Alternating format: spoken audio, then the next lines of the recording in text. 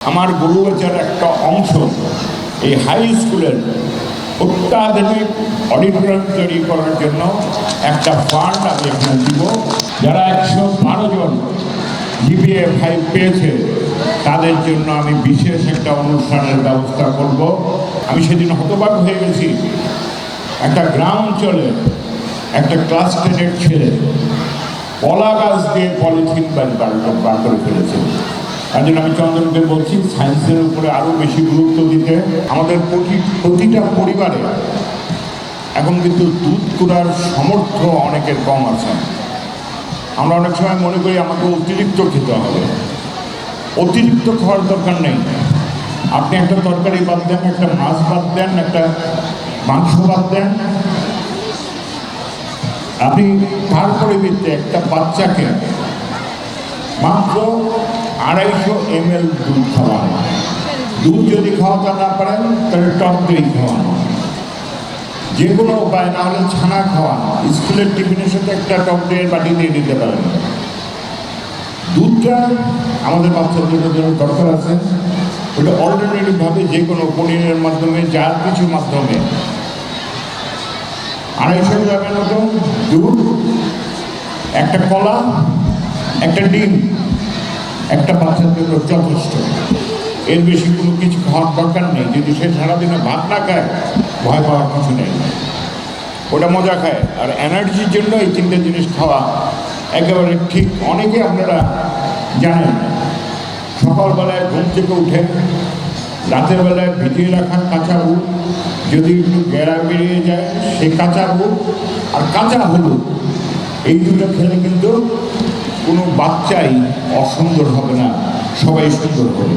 যারা 112 জন জিপিএ 5 পেয়েছে তাদের জন্য আমি বিশেষ একটা অনুষ্ঠানের ব্যবস্থা করব। এমন আছে যে তাদেরকে আমি বঙ্গবন্ধুর মাজারে নিয়ে যাওয়ার জন্য একটা ব্যবস্থা গ্রহণ করব। আমাদের কাছে 2টা বিএম বাস আছে, ওই বাসগুলিকে আমরা ইউটিলাইজ করবো টঙ্গিপাড়ায় এবং ধানমন্ডিতে তার জাদুঘরে এবং মুক্তিযোদ্ধার জাদুঘরে। আমার মনে হয় আমার বাচ্চাদের যাওয়া উচিত, কারণ আমরা তো চিরদিন থাকবো না। আমরা তো চিরদিন থাকবো না। কার বাংলাদেশ? বঙ্গবন্ধুর বাংলাদেশ।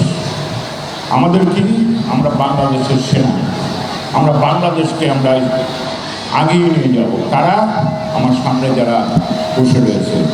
আমি সেদিন হতবাক হয়ে গেছি, একটা গ্রাম অঞ্চলে একটা ক্লাস 10-এর ছেলে কলা গাছ দিয়ে পলিথিন বার করে ফেলেছে। তার জন্য আমি চন্দনকে বলছি সায়েন্সের উপরে আরও বেশি গুরুত্ব দিতে এবং প্রতি বছর দরকার পড়লে 2 বার করে এখানে বিজ্ঞান মেলা যেন হয় তার ব্যবস্থা গ্রহণ করার জন্য। অন্তত 2 বার। আমাকে সবাই বলবে যে করবো কোথায়? এইখানে করবেন। ভালো ইঞ্জিনিয়ারের সাথে কথা বলেন, ভালো ইঞ্জিনিয়ারের সাথে স্টিল স্ট্রাকচার দিয়ে এটাকে 2তলা 3তলার বারান্দা যদি চলে আসে, সেইটা দিয়ে এটাকে শেড বানানো হবে এবং সেই শেডের মধ্যে যখন ইচ্ছা তখনই অনুষ্ঠান করা যাবে। এটা এই স্কুলের জায়গা আছে, তাই হবে। 2000 চেয়ার বসতে পারে। চারিদিকে প্রায় আরও, আমি মনে করি আরও 1000 খানিক লোক এখানে বসতে পারবে। সুতরাং যে কোনো জিনিস একসাথে যদি করা হয় ওটা ভালো সুন্দর হবে। অনেকে আমাকে প্রশ্ন করছিলেন, এই দুধওয়ালা, এই গরুওয়ালা, এইবার তুমি গরু বেচে কী করবে? অনেক সাংবাদিকদের প্রশ্ন করেছিলেন। আমার গরু বেচার একটা অংশ এই হাই স্কুলের অত্যাধুনিক অডিটোরিয়াম তৈরি করার জন্য একটা ফান্ড আমি এখানে দিব। আমি সিদ্ধান্ত নিলাম। আমি অনুরোধ করব যেটা ভালো ইঞ্জিনিয়ারের সাথে আলোচনা করে এটা করতে হবে। আজকে আমরা সব বাচ্চাদেরকে ডাকতে পারিনি।